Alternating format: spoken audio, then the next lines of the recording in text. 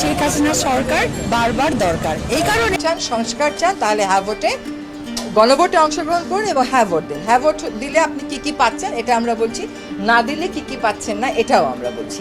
কেউ যদি মনে করে সে না ভোটের পক্ষে, গণভোট যদি ফেল করে, আমি বলে দিলাম আজকে ছোট মুখে, সবাই কিন্তু বিপদগ্রস্ত হবেন।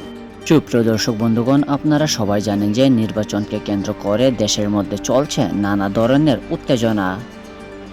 কখনো বা শোনা যাচ্ছে লাঙ্গলের সাথে বিএনপির সংঘর্ষ, আবার কখনো বা শোনা যাচ্ছে জামাতের সাথে বিএনপির সংঘর্ষ। তারই সাথে সাথে দেশের মধ্যে আরও একটি ভোট চালু হয়েছে, সেটি হচ্ছে গণভোট। আলোচিত সব খবরের মধ্যে আমরা আরও জানতে পারি যে শেখ হাসিনার জন্য না, দরকার দেশের জন্য। নির্বাচনের মাত্রা হচ্ছে জনগণ কতটা সুখে থাকবে, কতটা প্রবলেম আছে সেটাকে ঠিকঠাক করে দেওয়া, এটা জনগণের কাজ।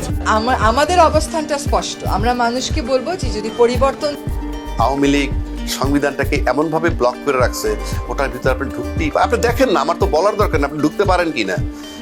যেমন এই ঘর মানে একটা কোম্পানির ভিতরে এমডি পদ আছে, ডিএমডি পদ আছে, কিন্তু চিফ অ্যাডমিনিস্ট্রেটর কোনো পদ নাই। তো চিফ অ্যাডমিনিস্ট্রেটর পদ যদি ওই কোম্পানি আইনে না থাকে, আপনি বানাইতে পারবেন? তো আপনি যেহেতু অন্তর্বর্তীকালীন সরকার সংবিধানে বলা নাই, তাহলে এই অন্তর্বর্তীকালীন সংবিধান সরকার যা করতেছে কিভাবে করতেছে, এই যেই প্রক্রিয়া যেটা টোটালটাই অন্তর্বর্তীকালীন সংবিধানে হচ্ছে, এটাকে মেনে নিতে হবে। আর এই সব কিছুর বৈধতা আপনি নিতে পারবেন যদি গণভোটকে আপনি হ্যাঁ করেন।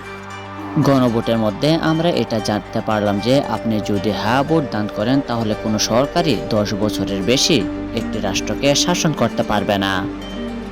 আর এর সাথে সাথে জুলাইয়ে যে আন্দোলন হয়েছিল সেটাকে আপনার স্বীকৃতি দেওয়া হবে। আর আপনি যদি না ভোট দান করেন তাহলে অবশ্যই আপনি চাইবেন কোনো সরকার দেশের মধ্যে 10 বছরের বেশি দেশ শাসন করুক, এবং জুলাইয়ের স্বীকৃতি দেওয়া হবে না বলে জানা যায়।